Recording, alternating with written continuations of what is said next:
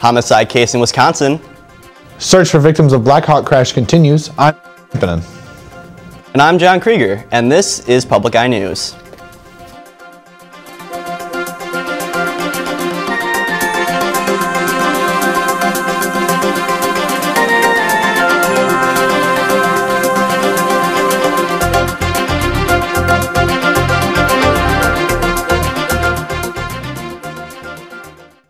A proposal was introduced to Michigan legislature on Wednesday that could make daylight savings time a thing of the past. The proposal would eliminate daylight savings time for Michigan and would direct the state to follow the standard time of the zone it's already in. Representative Jeff Irwin says there have been several accidents and heart attacks since the spring forward. Marquette resident Alex Lucas isn't so fond of the idea, saying, quote, "I enjoy getting an extra hour of sunlight and it kind of feels like it helps spring come a little quicker," end quote. Baraga residents have been asked to conserve water after a water main break. The water main break was discovered Thursday night on the south side of the village. There are 2 areas where breaks have occurred, although the Village of Baraga Public Works crew are working on the scene. Northern Michigan University will be hosting a funny play called A Couple of White Chicks Sitting Around Talking in the Black Box Theater. The 2-woman play takes its audience through the trials of a new friendship between 2 vastly different people. Actress Jessie Morrow, who plays Hannah Mae, commented saying, quote, "It's essentially 2 women of opposite backgrounds who are thrown into each other's lives," end quote. The women find out that they have more in common than they think in their misbehaving husbands. The play proves that people from different backgrounds can form a bond and become allies.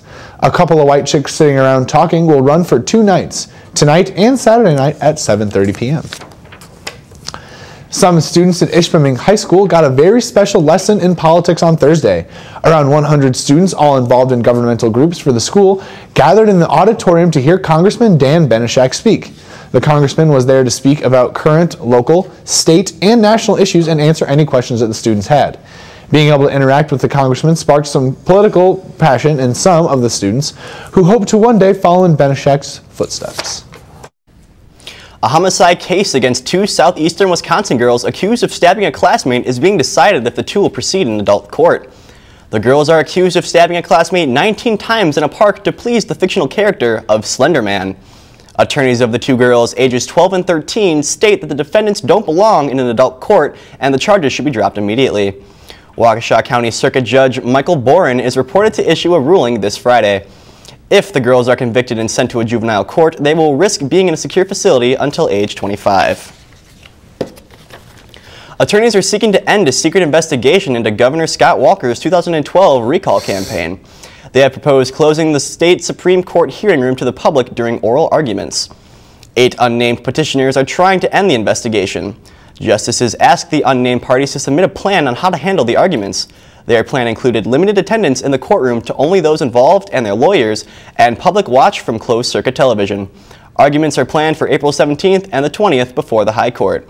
And after the break, we'll have your national and international news. Stay tuned. Coming up this week on High School Bowl, we wrap up our round of the Cerebral 16. In our first match, the defending champion Houghton Gremlins take on the Big Bay Denok Black Bears.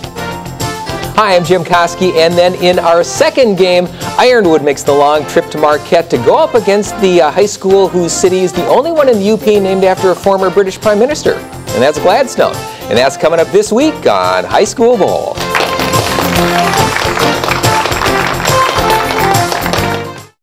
Welcome back. Grieving families and comrades of 11 soldiers and Marines whose Black Hawk helicopter slammed in the water during a training exercise can only wait until the dense fog clears and rough seas calm enough for their bodies to be recovered. Their helicopter crashed just off the Florida Panhandle in 25 feet of water. The Army says it has recovered the bodies of 2 of the 4 soldiers from the Louisiana National Guard helicopter. Their search continues for the remains of the others in the helicopter.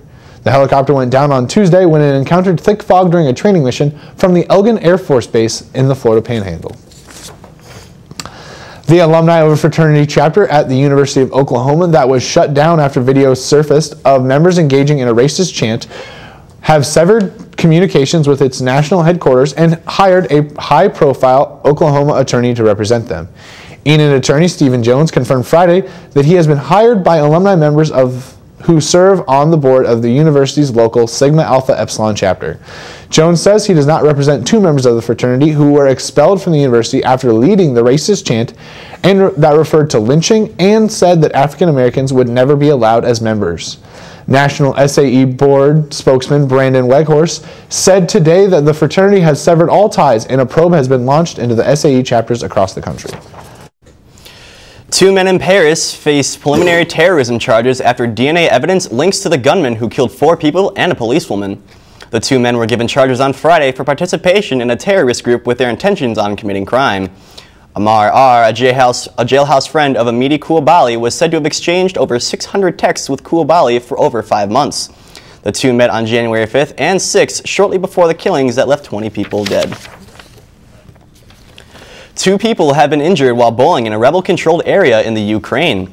The men were hospitalized after the player rolled a grenade instead of a bowling ball. A separatist news agency cited emergency services, saying parts of the region have seen a rise in accidents because of careless use of explosives.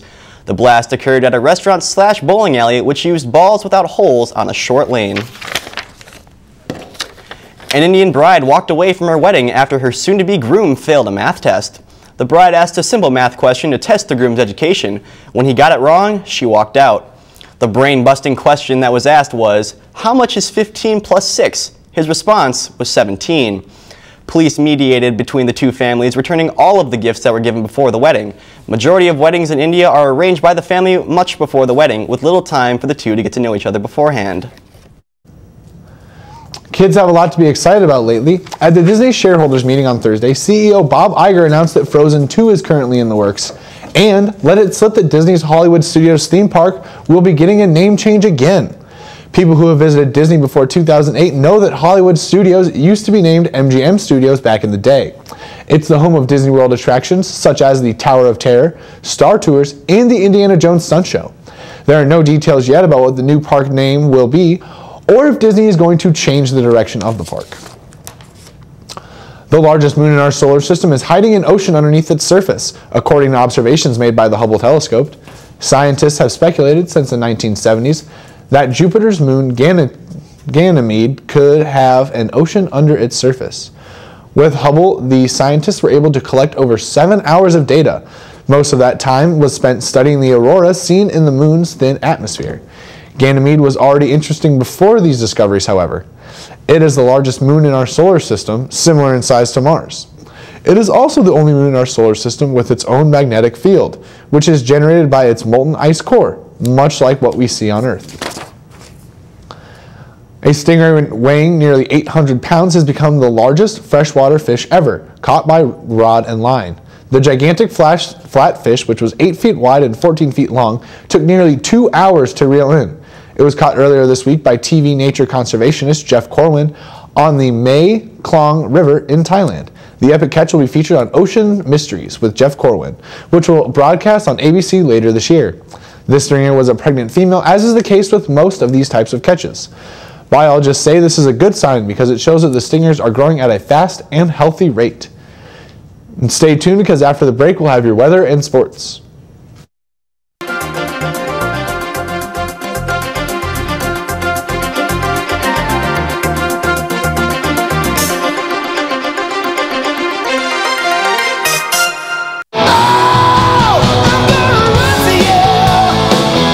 Get ready to rock when Great Performances presents all-time favorite Bryan Adams.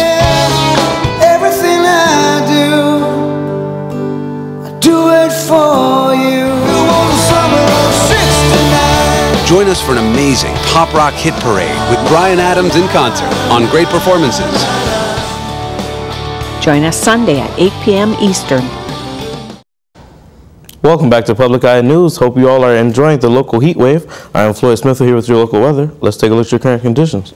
Currently, it is partly sunny with a temperature of 41 degrees and winds are going south at 8 miles per hour. And the barometric pressure sits at 29.98 inches and steady. Tonight, it will be cloudy with a low of 32 degrees and winds are going northwest at 12 miles per hour. And tomorrow, there will be snow showers with a high of 38 degrees and winds going northwest at 17 miles per hour. Let's take a look around the UP. In Sault Ste. Marie, it is 52 and cloudy. In Manistee, it is 36 and partly sunny. In Escanaba, it is 37 and cloudy. In Menominee, it is 50 and cloudy. In Iron Mountain, it is 48 and partly sunny. Ironwood, it is 54 and partly sunny, 53 in Houghton, and 41 and partly sunny here in Marquette. Let's take a look ahead. Sunday, there's a high of 48, a low of 38 and sunny. Monday, there's a high of 43, a low of 18 and cloudy. And Tuesday, there's a high of 34, a low of 16 and sunny. So, John, it's heating up outside. I hear it's heating up for NMU's hockey team as well. For one young defenseman, it certainly is.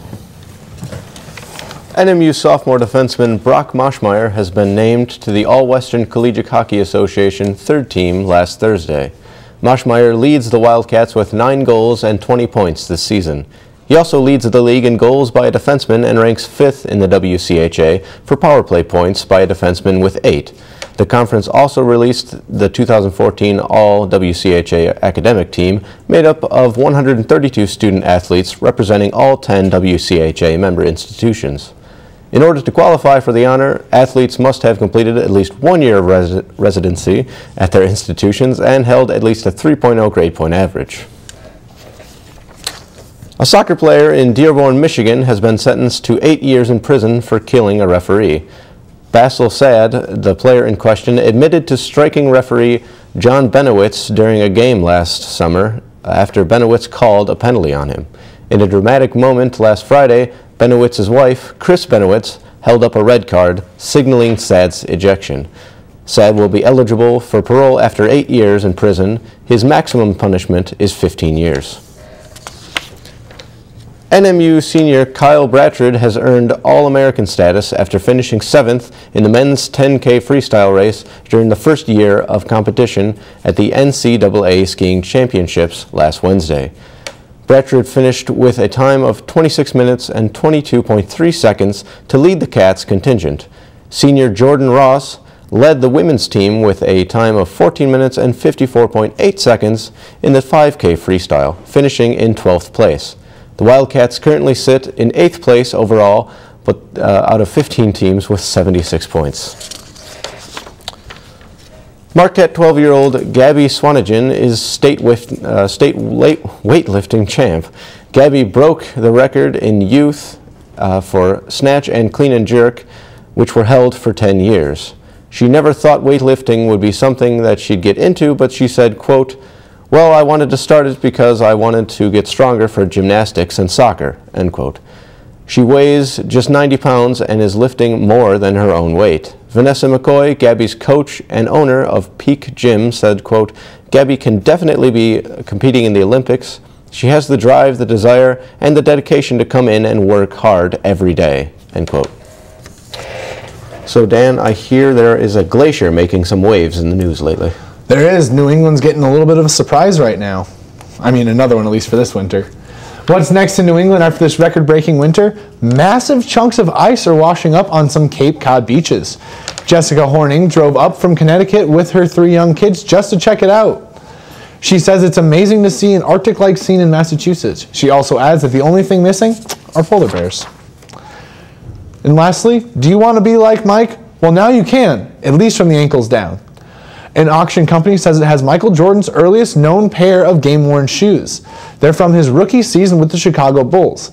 SCP Auctions expects to get more than $50,000 or more for them.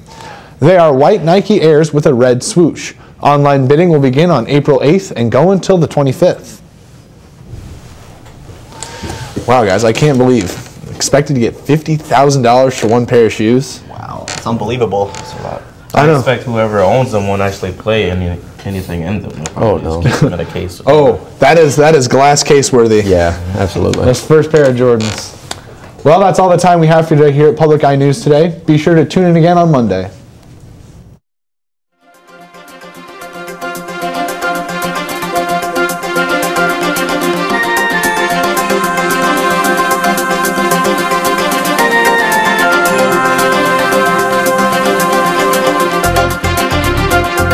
The preceding program was produced in studios located in the Edgar L. Hardin Learning Resources Center by WNMU-TV, Northern Michigan University Public Television.